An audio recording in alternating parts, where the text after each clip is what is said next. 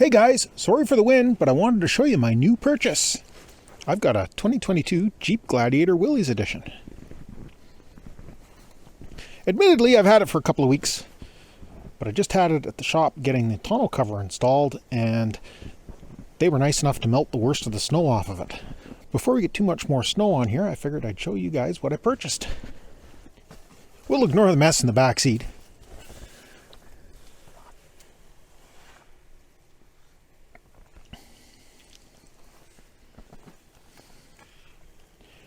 It's a reasonably well-equipped Gladiator. It's got the 8-port 4-inch screen.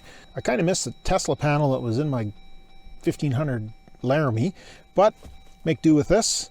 Power windows, basic cruise control, doesn't have the adaptive, doesn't have the parking assist or anything like that, like the Laramie had, but it's a good solid vehicle. I do notice that there's quite a bit less storage inside of this thing than there was in the 1500. I couldn't believe how much stuff I had stashed in the armrest of the old truck. Anyways, I have a bunch of accessories that we're going to be installing on this thing over the next little bit, but I wanted to do a quick little introduction. Thanks for stopping by.